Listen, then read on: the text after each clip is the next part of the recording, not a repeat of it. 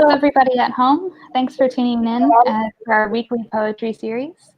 I'm Nicole, the manager at It Again Bookstore, and I'm joined today by three local poets, Owen Shields, Liz Garcia, and Michael Diebert. Stephen and I both read together at the poetry-themed community chorus concert last fall, and I ran into him again recently when he came to the store. Stephen, do you want to talk a little about the poetry groups that you're a part of? Yeah, I am also, besides writing and teaching, I also am the president of the Georgia Poetry Society, which is a statewide group. Mostly our members are in Atlanta. And so if you're interested in membership or information about the group, you can go to our website. We have a nice one. It's at Georgia Poetry Society. Spell out the word Georgia. That's Georgia Poetry Society, one word, .org. And you'll see pretty much whatever it is you are interested in seeing about the group. Mm-hmm. Kim posted the link in the comments, so if anybody needs that, that's there. And so the way formatting is going to work today is every poet will read for 10 minutes, followed by a discussion on craft. Viewers, feel free to make any comments or ask questions throughout, and we'll respond to them after the readings. Liz is going to read first, so I'll go ahead and introduce her. Elizabeth Cranford Garcia is the current poetry editor for Dialogue, a journal of Mormon thought, previous poetry editor for Segala, and a contributor to Fire in the Pasture, 21st Century Mormon Poets. Her work has appeared in a variety of journals and anthologies, and her first chapbook, Stunt Double, was published in 2015 through Finishing Line Press. Her three small children compete with her writing for attention and usually win. All right, Liz. Thank you. Yes, that is very true. I was, having so many last minute things to clean up right before joining this. Today actually happens to be my husband and I's anniversary. We've been married 11 years, and I thought I would read a couple of poems on that theme. The first one is in my book that's kind of old now. And yes, I do have three children, and all of these poems were written before I had them, and that is why I only have one book. This is called Labor Day, 1 Year Married. The day we carted River Rock from front yard to back, I was thinking of Corbet's Stonebreakers, its muted blues and grays washed out against the bright, and you knew the sun was beating on their backs, on ours, each shovelful hunched over, clouds of dust escaping rock bodies like souls. I shoveled into a mesh wastebasket, hoping it would sift the dirt, then buckled over its fullness to rattle out the pebbles into wheelbarrow. My husband shoveled directly there, and when its apron filled, carted to the back, wobbling drunk under the weight. I don't know how many shovelfuls I'd strained against, committed, before noticing the quiet that had settled on my shoulders for some time.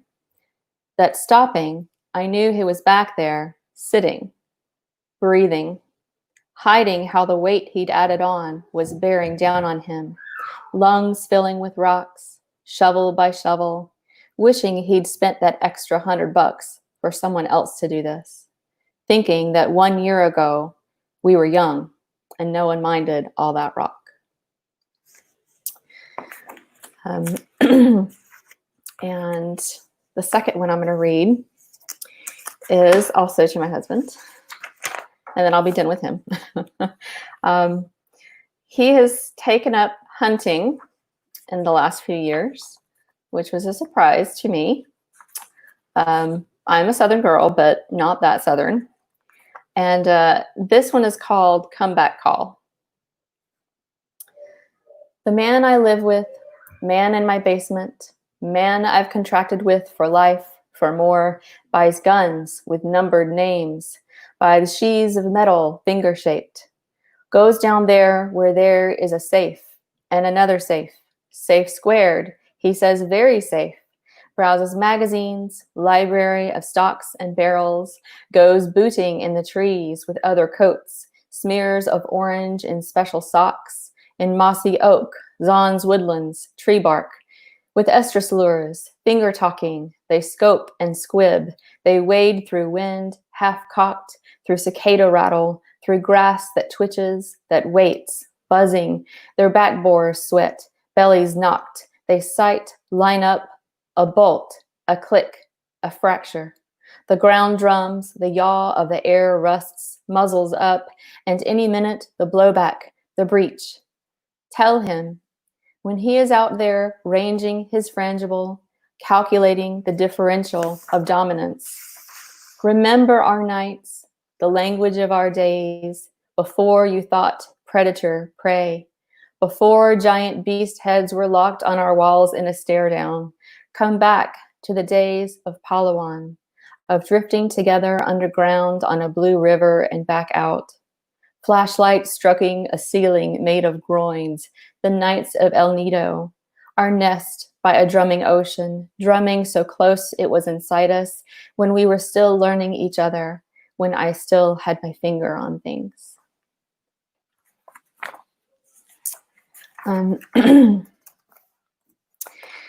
This next poem is about a moment when I had just had my second child and was contemplating this concept of having another one, and very overwhelmed with that. And this is supposedly coming out in an anthology of poems by Segula writers. Segula is a lit mag by LDS women writers. And this book is going to be about poems of faith that grapple with, real difficult issues. So this one is called Ascending the Stairs, Revelation. 1.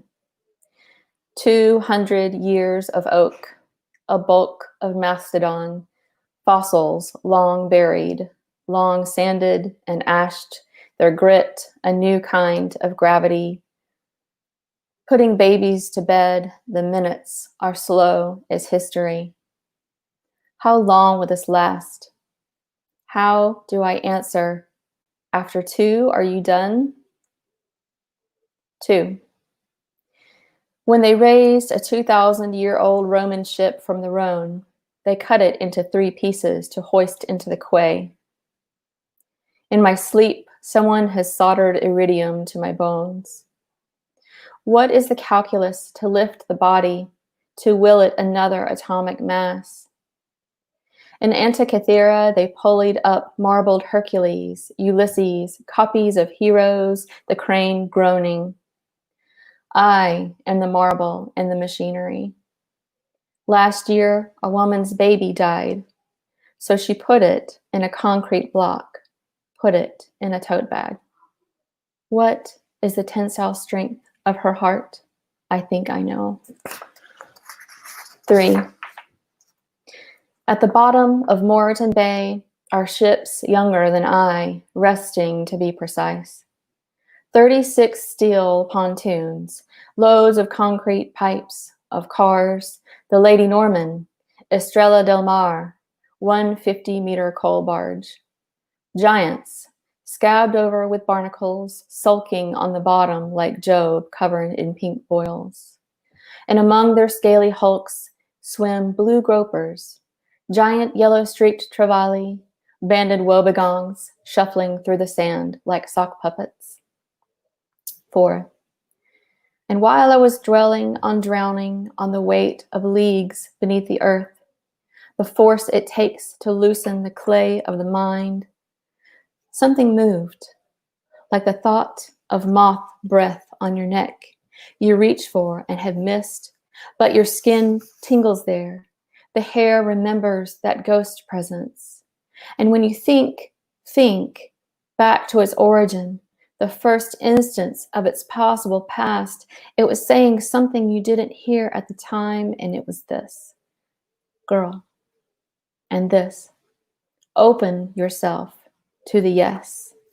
Slide the foot of your will into a bedroom slipper and wait.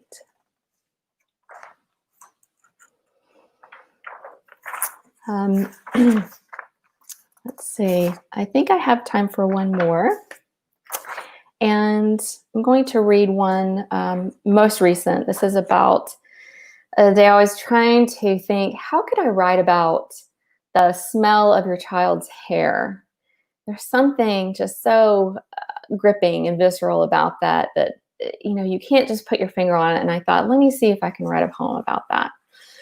This is called I Smell My Son's Hair.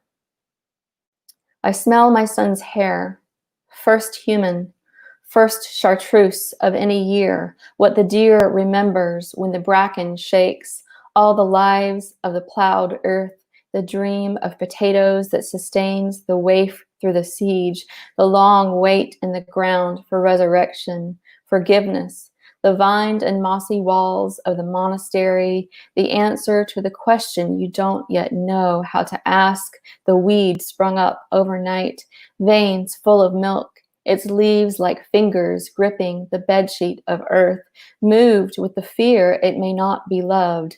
So it morphs to seed, becomes the first, last, ubiquitous, every possible future gowned, suspended in the air, like moonlight, a kind of knowledge, the ache of some train arcing through the night, and when you collapse, the push of earth holding you up. Thank you. Very good. Thanks, guys. They helped a lot with those actually in our group. So, Oh, good. Part of your critiquing at the poetry groups. That's awesome. Next up is going to be Stephen. Stephen Owen Shields is a former all-night disc jockey and current college professor at the University of North Georgia. He earned his MA in journalism from Ball State and his Ph.D. in mass communication from the University of Wisconsin, then spent several years teaching coursework in broadcasting and media for the University of Wisconsin-Whitewater. He has 2 full poetry collections, Daimonion Sonata and Creation Story. His work has appeared in publications such as Angle, Deronda Review, Lyric, Measure, Main Street Rag, Midwestern Gothic, Raintown Review, The Repeat Song, Sleet, and Umbrella, among many others. He has also edited a collection of his great-grandmother Edna Rice Crane's verse called Friends and Neighbahs, is past president of the Georgia Poetry Society, and helps conduct a monthly poetry critique group. He and his wife Janet live in Johns Creek, Georgia, a northern suburb of Atlanta. All right, Stephen. Well, thank you. And also, thanks to all of the folks who are listening and watching in here. I'm going to turn down my volume on my speaker here just for a second. There we go. Thank you. Well, I wanted to read a few poems from my book that came out last year, Creation Story. So I'll start with this one, courtesy of one of my former students who works for Target, who overheard a young boy whispering to himself one day near the entrance something about raining tacos. And it inspired this poem. Raining tacos. Last year, the sky was full of ducks and duck parts. The year before, the frogs.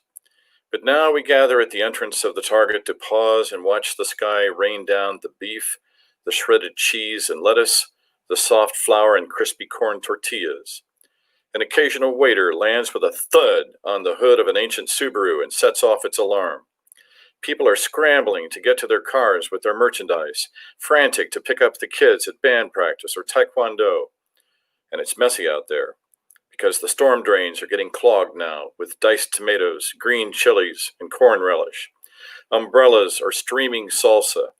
The guacamole and the sour cream makes driving so slick cars are sliding into one another but not stopping, not even for iPhone pictures of the accident, because it means turning off the wipers that are smearing the smoldering brown grease across the windshield. Moments later, the torrent subsides, and the manager shambles out to assemble a semblance of something edible, proceeds to taste his broken creation in the middle of the parking lot. Not half bad, folks, he loudly proclaims. Help yourselves. And he wades back inside through heaps of shattered taco shells, the gross ingredients, tiptoes through streams of rapidly flattening Mexican beer to help the next guest at customer service, stands there smiling as if he had had something to do with it, mutters, "Need some hot sauce, though." This next poem is more biographical. They always say you shouldn't read things into poets' words because they may or may not be true. You may have engaged in some poetic license, but this one is actually true.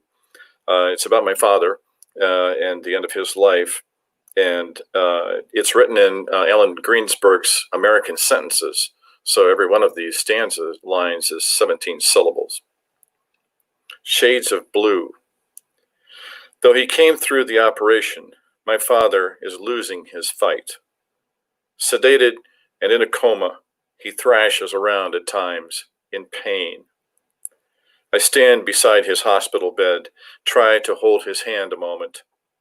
Dad, I tell him sotto voce, Dad, it's me. Try to relax, okay? One pale blue, watery eye flutters open upon hearing my voice. There is a single flash of recognition, then it slowly closes. It closes, a shade falling between us, a world evaporating. The clicks and hums of whispering machines soon fail him and falls silent. They dress him in blue, his favorite color, French blue shirt, navy cap. Even his coffin is blue, a light metallic shade of robin's egg. The rain lashed and lashed the mausoleum the day of his interment. The day I depart, the skies are scrubbed clean to a hard and silent blue.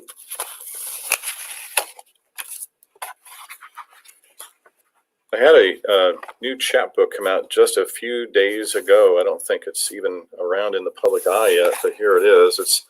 It's quite a story that goes with this, Random Acts of Childhood. I'll try and read something from it in a moment, but for some reason, I've been sort of musing about my own childhood lately, and here's a poem from Creation Story that speaks to that, and maybe tells you something about the relationship my family and I have with one another.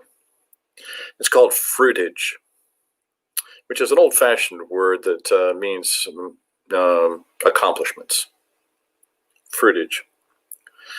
I was the oldest, so, of course, it was my idea to climb the red slats of the corn crib, to perch on its corrugated roof and survey for the last time our tiny kingdom. She was gone, mercifully, some said, not having been in her right mind for some time, and so in need of constant care.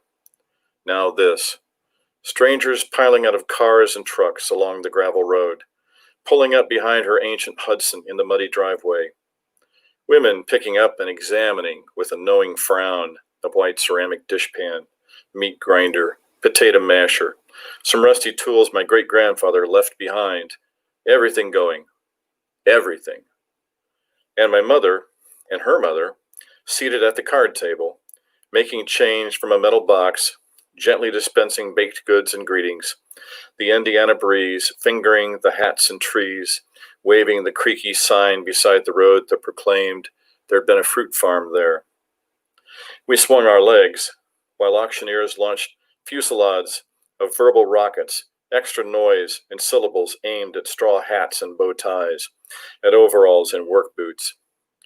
A bored adult cast an occasional eye up at us while lazily spitting a brown stream, Mom admonishing us to get down from there. If you boys break your fool necks, don't ask me to push your wheelchairs. About then, someone would call her and she would have to turn away. Meanwhile, the sun warmed the metal beneath our butts while we pondered the fruit shed, the empty barn, the fallow field lying to the west behind the neighbor farmer's barbed wire fence. In back of us, the trees where Warden and Vesta had made their extra money in season, the cling peaches, pears and plums, apples good for canning mostly or making applesauce. At lunch, we scrambled down for chicken, after which Mom confronted us with a stack of peck baskets she'd found stashed in a corner of the barn. Here, you boys want to climb something? Take these out there and make yourselves useful. While we clean up, she said, waving at the orchard, tall with weeds, rusting implements looming like monsters from seas of field grass. Go pick what you can. Otherwise, get over here and help us with these tables and chairs. Given that choice, we toted tables back to the church van, watched our elders drift away to Huntington, Upland, and Van Buren. The day waned. The house was finally closed. A few things got left behind, but not many. And Mom, the eldest child herself, drove silently home, the moon racing us across ripening fields and darkening farms, heat lightning portraits of silos in sharp relief. The wind sang Woody Guthrie songs about the land, but we were in no mood to listen. Let me wrap up here with a poem from this chapbook, which goes by the name Random Acts of Childhood. And it has a very long poem in the beginning in sections that talks about exactly that. But I'm going to skip to the very end poem, which is one of my first poems. It's called Searching for Joy. Last night, I went down to the police station to fill out a missing persons form for Joy. I got asked the usual questions. Yes, it's been more than 48 hours. No, I couldn't remember where I saw her last. She was wearing a yellow chiffon dress and patent leather high-heeled shoes. 5'2", eyes of mischievous blue, silver hair. My relationship with Joy, she was my constant companion. The sergeant's eyes narrowed on that one. She lived with you? Well, sometimes, when she did, it made my whole day a little happier. So she had some other address? Oh, yes. She spent her time all over town. She had lots of friends. The sergeant sighed, laid down his pen, and looked at me and said, Listen, buddy, we got work to do, okay? Now get out of here before I throw you in a cell for interfering with the official business of the police. Make your stupid existential search on someone else this time. Now beat it, bud. And a muscular officer showed me to the door and snickered, The shrink is 2 doors down, you jerk. And he shoved me out. And as he did, I had the great misfortune to collide with a gang just let out from holding, none too happy to see anyone, let alone a loony poet. So they jumped me for whatever piddling change I had. Meanwhile, the sergeant and the officer watched inside, slurping coffee, laughing through the window, no doubt observing I had gotten what was coming to me. So I finally gave them whatever they wanted, and they ran away howling in glee in the night.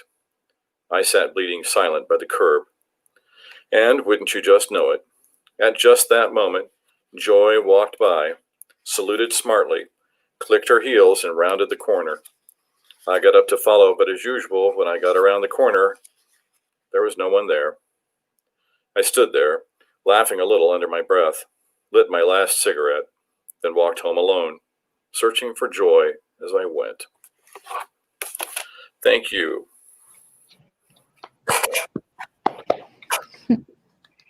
Very good. Thank you. Our final poet for the night is going to be Michael Diebert. So let me introduce him. All right. Michael Diebert is the author of the collection Life Outside the Set and of a second poetry manuscript in progress. He serves as poetry editor for the Chattahoochee Review and teaches writing and literature at Perimeter College, Georgia State University. In recent years, he has led workshops for the Chattahoochee Valley Writers Conference and the Blue Ridge Writers Conference. Recent poems have appeared in Free State Review and JMWW. A two-time cancer survivor, Michael lives in Avondale Estates, Georgia, with his wife and dogs. All right, Michael, you're up. Thank you, Nicole. Thanks to you and Kim for getting together our little virtual soiree here. This is still very unnatural to me, this whole social distance, quarantine, shelter-in-place thing. I'll still be working on it for a while. I hate uncertainty, but that's what we're all dealing with.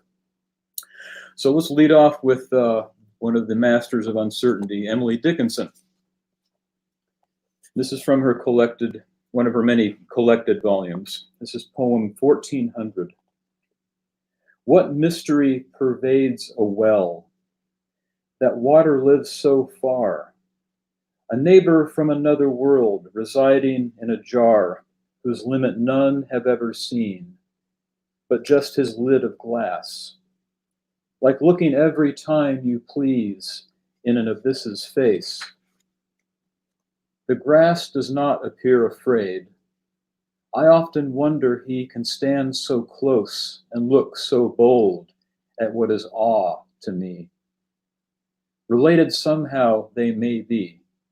The sedge stands next the sea, where he is floorless and does no timidity betray. But nature is a stranger yet. The ones that sight her most have never passed her haunted house, nor simplified her ghost. To pity those that know her not is helped by the regret that those who know her less the nearer her they get. So that's Miss Emily. Maybe not so much uncertainty as ambiguity. Let's go with that. Now, here's me. Here's a marriage poem. My wife and I are also recently 11 years married. Learned something new today, Liz. My wife is sitting downstairs, by the way. Hi, baby, I love you. This is both a marriage poem and a tale of a rafting trip gone very wrong. On the rapids. Not until we were back in the cabin with the rented view of the mountains, after dinner, dried off and sunk with wine.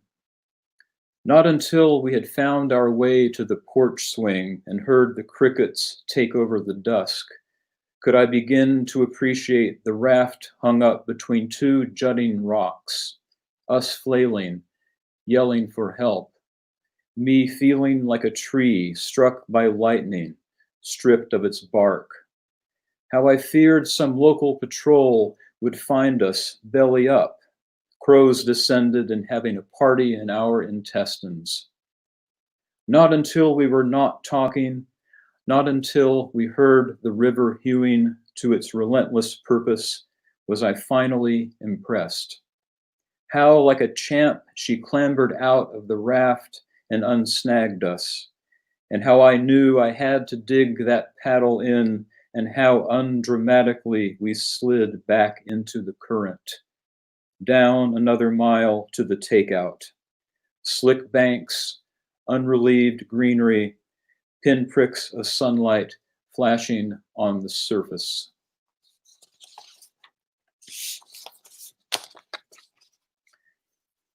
Here's a teaching poem, somewhat dwelling in uncertainty, but other things too. The Cloud. 20 students, 20 phones, 20 hotspots, 20 island paradises, each with its private sparkling sun, each lone inhabitant about to fall asleep on his or her separate shore. I bore into them, you, me, the message are in this together, friends. We target each other, we meet, maybe not in the middle, but we hear, we see competing egos. We give ground, and in that, with luck, is a lock unclicking. I say, sometimes that's success, and shut my mouth and jam my hands in my pockets. No one speaks. 2 doodle. 3 look in their laps and smile. Light is leaving. The sky is a wet, churning mouth about to swallow campus. I know. I checked my app before class, before I started talking. Wanted to bring that one around to me again. I wanted to indict myself, not just my students. Here's one which is half real and half unreal, I guess. Trash duty. In the twilight of another dinner party at Derek's, I rose from my place and thought, what a night, what a lovely thing. And I was floating up to just below the crown molding, looking down on Daniel shepherding the china into the kitchen, Deidre scraping and rinsing, Darcy stacking the dishwasher. And it was lovely how easy the laughter, how simple the fact I was also looking at myself and for once not feeling disgusted. So untroubling the dust bunnies in the corners, the hairline crack zigzagging along the wall. I didn't mind when Dawn said ice cream and everyone oohed. That was my cue. Back down, drunk just enough to double knot the straps on the first try. Walk down the chipped, crumbling steps and drop the bag, nearly bursting with bones and scraps of salad, into the behemoth bin which tomorrow would be grabbed and emptied by the long arm on the yellow truck. Tomorrow I would be back to renting my body. Tonight was the thing. Tonight was it. It was cool and dry for late July. The stars seemed to be studying me, lightly swaying in the driveway. What are we doing here? Yeah, let's do this one. Brand new poem. I never read brand new poems, or rarely. I have to work them over a lot before I trust them to the light of day. So we're trying this out. Y'all are guinea pigs. Pandemic Parking Lot Sunday is the title. Not a lot shaking. Tomorrow and the day after that will be the same day, and still filled with time to fill. Some days lately I want to run from everyone I love. Some days I don't. I don't know which day today is. I've parked in the shade, but it's bright and blue out. I can't deny it. Not what we're used to this early in spring. The soccer field blazes with waiting. Two boys approach carrying a bag of balls taller than them, here to drill, pass, and dribble, perhaps to dream. They look before they kick, seem barely to break a sweat. I love the routine, the refusal to yell when every seventh shot sails wide and must be chased.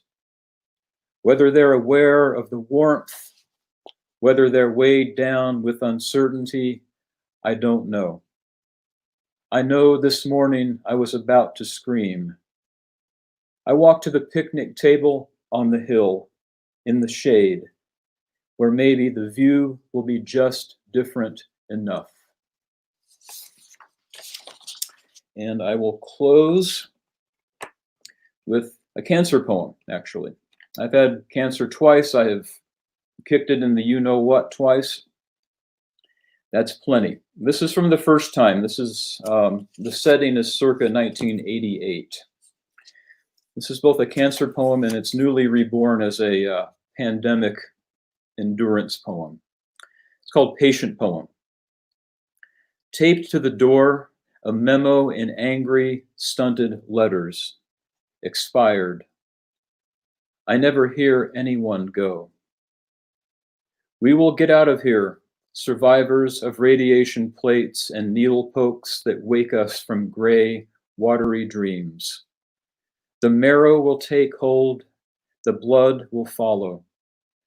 We will wheel our compromised bodies through the door, jump in our burbling cars at the red curb, hurtle down county roads, sun bright as a wedding ring, lightening the stubble of what was and what will be again our hair, until, at our winded end, we are reclaimed by joyous sons and husbands, streamers, casseroles of "we missed you" and "go easy," dirty laundry, fallow flower beds, neglected vines, bookmarks of our lives. Thank you. Thank you. I enjoyed that. I appreciate you sharing your new poems with us, trusting us with that. That was great. So now we're going to have a discussion about craft and other things. If anybody has any questions, feel free to ask in the comments and we'll address them. Michael, you mentioned the uncertainty that is everywhere right now. Do you want to talk about how the pandemic is affecting your writing?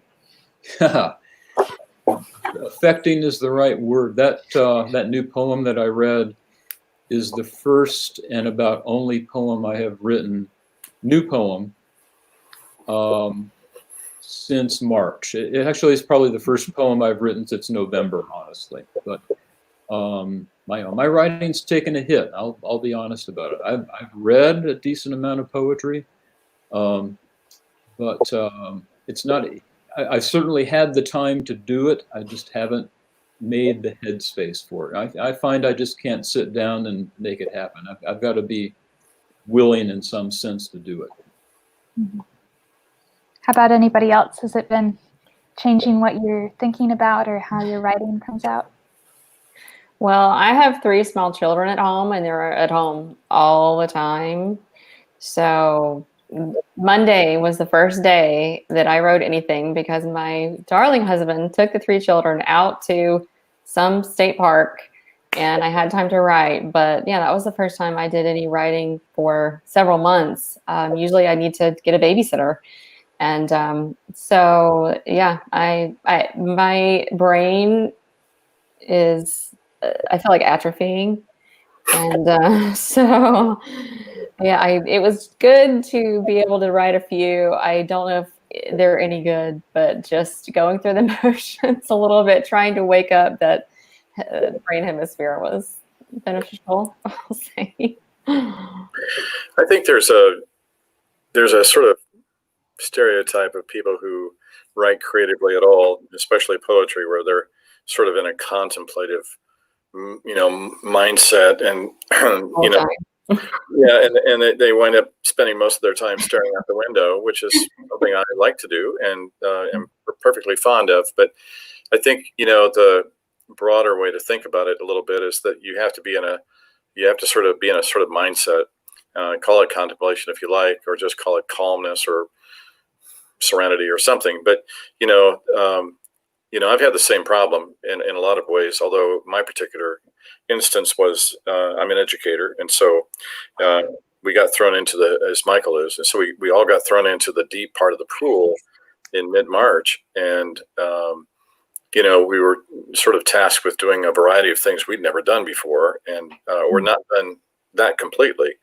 And so it was something that just even if you're not actively doing it, you find yourself thinking about it. You're trying to get ahead of the game a little bit, like, well, what do I have to do next? And what's on fire here? And what do I have to go do tomorrow?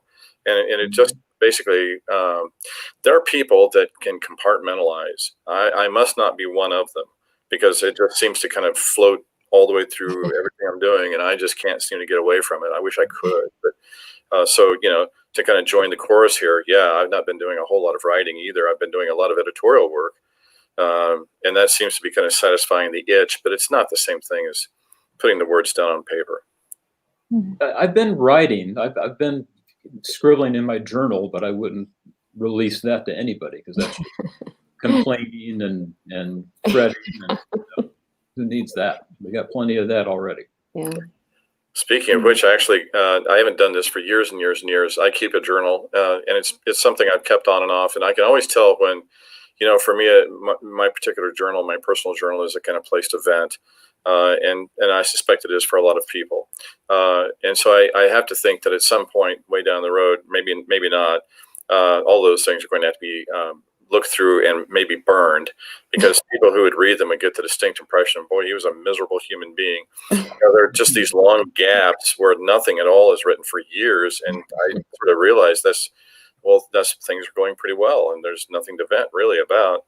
But the events of the moment are just so extraordinary that I wanted to have a record of it, and so I went out and bought a 5-year diary, which is something that teens do. But I felt silly doing it. Does it have a key? Yeah, no, it doesn't have a key. Thank you. I don't think it does have. But I thought, just scribble down a few lines every day about what the heck is going on here. Just, maybe it's worth remembering the way things were, because the human memory tends to soften these events in retrospect, and after a while, you kind of forget how you felt and what you were doing and why you were doing it. So anyway, that's been sort of my nod in the same direction of Michael's. I'm trying to set down my thoughts, but I honestly don't know whether they'll be of any value to my creative writing or not.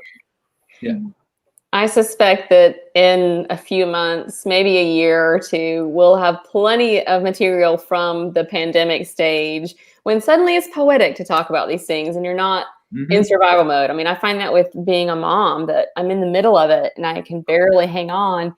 And then a few months later, I'll remember something and I'll be listening to the right music and go, oh, maybe I could write about that. And it turns into something, but there's no way I could have done it at the time. There's just no way. And so one day, I'll have some great pandemic poems. This is the currentest event of all current events. And I I don't trust my poetic voice when the events are still hot and in the now. You know, it's the old Wordsworthian thing, the old struggle between I was emotion recollected and tranquility, and I always forget the other one. Yeah. But you know, I don't remember. Polar opposites. What is the other one? I can't remember. Anyway. My memory is terrible. I blame my children. Right. I don't have emotion recollected and tranquility right now. I will in 3 months.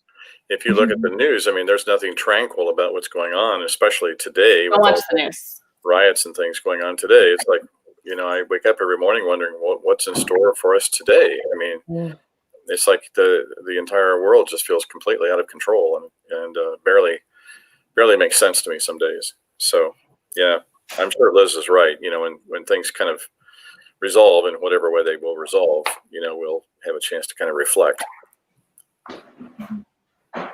Yeah, Jim Ferris had a comment that says, "Isn't the stewing and feeling like you're spinning your wheels part of the process?" It sure is for me. So I think that ties into what you guys are saying about emotion recollected and tranquility, how it's processing now and later it will. Spontaneous overflow of powerful emotion. That's the quote. Yep. Yeah.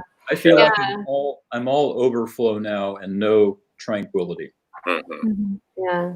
Although what he mentioned about spinning your wheels, I've definitely written plenty of poems where I was spinning my wheels and trying to figure out whatever it was. And that's what led me into that poem, is just trying to figure it out. You know, writing into what you don't know and see where it goes and get surprised.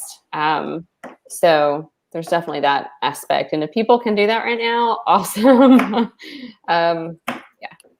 And I have a little confession. The new poem is not a brand new poem. This is actually like, I don't know, the 4th draft of it. And just yesterday, I ripped up all my other drafts and threw them away because I was just so fed up with trying to get it right and fed up with everything in general. And then, by God, like 3 hours ago, I took it out and said, no, I'm going to sit down and get this thing right, because I just wanted to complicate it a little more and make it less direct, I guess. I just wanted to sand off some of the edges. And so I don't know, I got something to work with now, I hope. Good job. Speaking about drafting, like how do you guys write your poetry? Like you talked about spontaneous overflow and drafting. Are you guys more like stream of consciousness? Do you go back and debate over one line for hours and days and weeks? How do you write? I used to think that if I just, sit with the blank page, that the muse will come to me. And that was not doing me any favors. I was putting too much pressure on myself. I have been able to have a lot more successful first drafts if I start with notes. I have some concept or something I know I want to explore, and I look up a bunch of really good words that I like, and I'm like, I'm going to use those words, or I'll do some research of, some kind of tropes. Like one of the ones I read about the weight of motherhood, and I just looked up a bunch of articles and historical things about heavy things and did a bunch of notes. And then it was pretty darn easy to do that first draft because I had so much to work with. And it helped me a lot. So in terms of drafting, I feel like I don't even know sometimes where the first or second draft is, because I've already done a lot of work before I do the first draft. And it feels easier on me that way. So. I feel like it's all one continuous draft in progress. Like iteration upon iteration. It's hard for me to know sometimes where my poems start. I don't. Sometimes with images, sometimes with lines that I hear on TV or I read somewhere. Just little snippets of things. For a long time, I haven't updated it much lately. I kept a Google Doc file just of little snippets of things. 5% of which I've actually ever gone back to, but that's. Yeah, I've got a couple of those. I'm kind of like that too.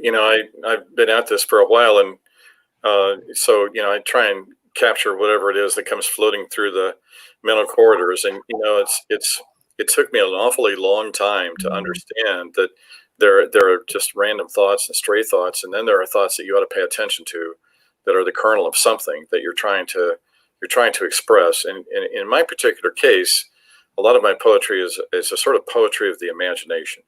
I don't tend to focus on reality as much as maybe some people think I should, or whatever. But the fact of the matter is, I'll read a lot of things, and eventually some turn of phrase, or sometimes even a sound or even a smell, will sort of propel a kind of reaction of some sort. And I think, now I've got a pretty good, poetry detector. It's like, okay, there's something there. I don't know what that is, but let's put that down on paper. And sometimes it's just a title.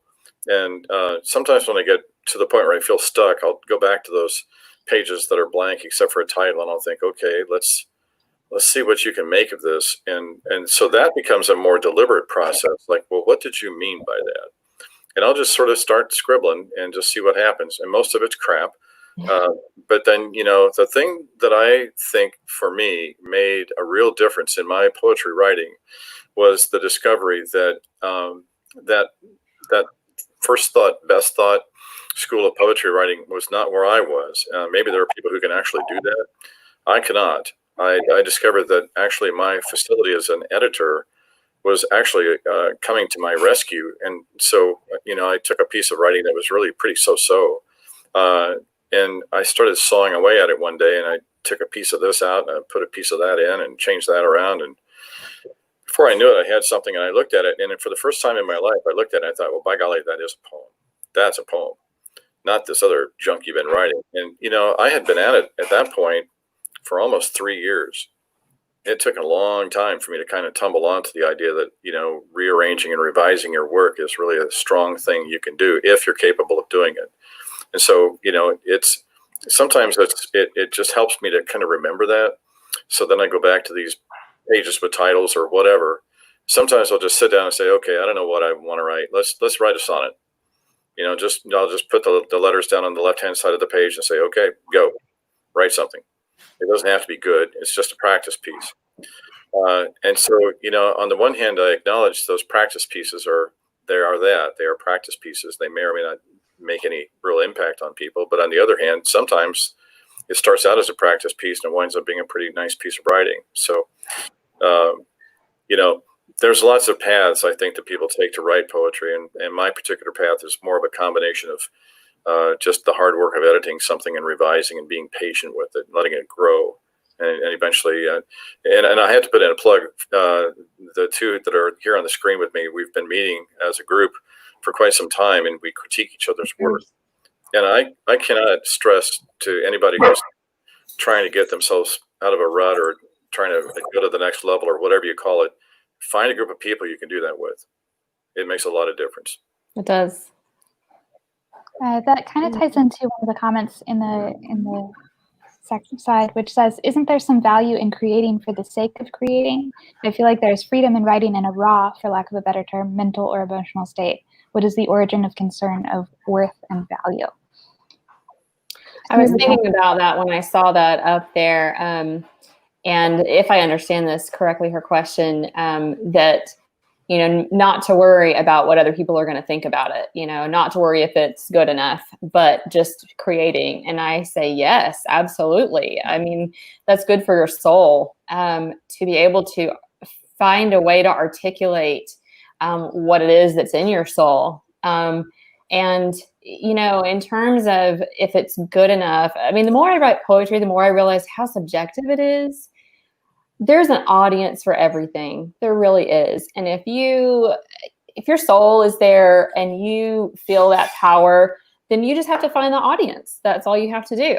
I definitely believe in working hard and revising. And if you, want to make a career of poetry, you find your niche and you find readers who are in that group that speaks to you, and let them help you fine tune it. But whatever it ends up being is going to be something that feels right for you, not what some Professor X says somewhere. There's a lot of instinct that goes into it that you should not let go of. I struggled a long time with, how do I keep something in the poem that's alive and not edit it to death, not analyze it to death? And I still struggle with that. But I would say, keeping that rawness is very, very important. Very important. Yeah. And the art's for art's sake thing. Yes, very definitely, especially during this time when so many of us find ourselves with a lot more, maybe not idle time, but a lot more time to creatively do things with. It's hard to know in the moment whether your work is any good, and I'm as guilty as the next person of fretting about that too much. But the creation part of it, where you're putting the words on paper, you're doing cross stitch or painting, whatever it is, the process itself is the thing that you have control over. And that's a nice, when you feel that way, that's a nice feeling to have in this time of feeling like we are out of control. And I would sort of chime in with what Michael said, and Michael reminds me of this from time to time when I get myself wrapped around the axle too tightly. It's like, look, it's the process, it's the journey. It's not a new thought, it's the journey. It's not necessarily the destination, and you have to enjoy the journey. And I would go along with that and say this to Ashley. It's like, look, there's lots of freedom in just self-expression, and there's value in that. And it doesn't have to be held up to anybody else's mirror except your own. If you're pleased with it, that's what matters. You may want to show it to somebody if you think it's something other people might, appreciate. But that's the hard part is, and I think every poet goes through this a little bit. Every writer goes through this. Who's my audience? Who would care about this stuff that I'm saying? And where are they? And how do I reach them? And how do I reach them well? And those are sort of more practical questions, if you will, that go on beyond the initial act of creation. So, if you don't get there, it's not a problem at all. But, at some stage you do find yourself thinking, but I've got some really interesting things I'd like to kind of share with people. And that sharing is certainly part of the process to me. I think it also goes back to the idea of spinning your wheels, like the writing where you're doing that, where you're getting to the idea you come across later. Like that's part of the process, even if you cut it out. So there is value in creating that spinning stuff that you get rid of later, in that it gets you to the later place. I have a poem which is now, it's probably about 30 lines now, but I worked on this poem for the better part of probably 4 years. Not like I woke up every morning and worked on the poem, but it was in the hopper for like 4 years, and it was 3 sections long. It was about 4 pages total, and it was just getting longer and longer and spiraling out of control. And so, periodically, what you do, you put it away, you come back to it. It's like a, I don't know what, but you just come back to it. There's something about it that compels you to come back to it. And I finally realized, and I had a couple of people tell me this, and I didn't believe them, but I finally realized that the poem was much shorter. And in fact, it was already there mostly in one of the sections. And I had to strip away the 2 other much longer sections, which I still was fond of, but they didn't suit the purpose. And it took me a long time to know what that purpose was, and that it was in a part of the poem that I didn't think it was in. So that's, process and product are intertwined. It's hard for me to separate them. I think at the same time, though, most people who write are at some level also they're artists, and they have these sort of artist emotions. And one of the things that I, at least in my case, I find myself looking after is how can I develop my craft so that whatever it is I'm doing, it's better. I can see a very clear evolution in my own work. I don't know if anybody else can, but I sure can. I mean, there's things I wrote and published years ago, and I look back on them now and I think, man, I'd like to go buy every copy of that I could and burn that thing. It's like, holy moly, what were you thinking? But there's a great book that just wanted to mention. See if I can put it up here so you can see it. It's Tony Hoagland's Tony Hoagland's book, 20 Poems That Could Save America. And one of the chapters in it that I was reading this week, which was kind of interesting, I've forgotten the name of it, but it's something about facts and feelings of all things. And he's doing a sort of a close reading of Tomas Tranströmer's work, who won the Nobel Prize in poetry a few years ago. And he writes a certain kind of a poem that I'd never known it was this kind of poem. It's called a composite poem. And he spends the entire time talking about how, contemporary poets are kind of not telling you everything there is to be told. They kind of come at it from different angles. And so you kind of get this composite impression. It's almost like impressionism in some ways. And so I thought, yeah, that sounds like something kind of interesting to try, So there's always that quest to go find, strange new worlds and civilizations, and be on that continuing mission to write the better poem while standing on the bridge of the Starship Enterprise, perhaps.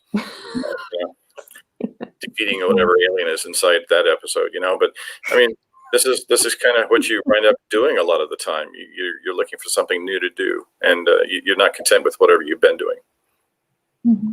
I often say when I'm writing a poem, I never know whether I'm in a rut or in a groove.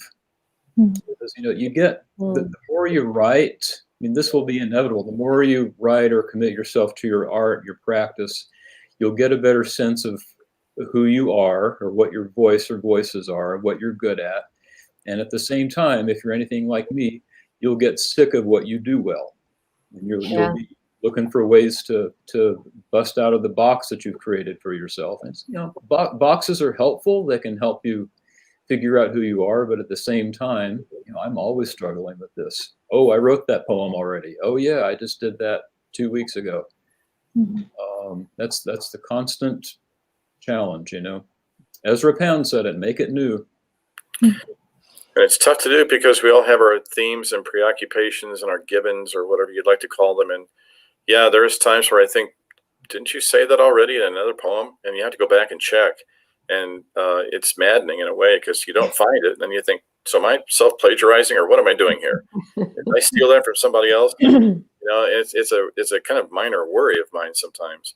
But yeah, I mean, well, you're left with 250,000 words in English. We all know. So I mean, at some point you're going to repeat some things, I guess. But anyway, we all go on and we try and I guess that's the basis of your quote unquote voice is whatever it is you're writing about. Yeah. And musically, I think of somebody like David Bowie, who was just a chameleon. There were things about his work that were recognizably him, quirks and foibles. But album to album, I mean, there was a period of time he was just lurching from style to style and just leaving his fans behind. They constantly had to readjust to figure out what he was doing. Mm-hmm. But that was his way of figuring out who he was, by just putting himself in different costumes and personae and just trying things that he hadn't tried before.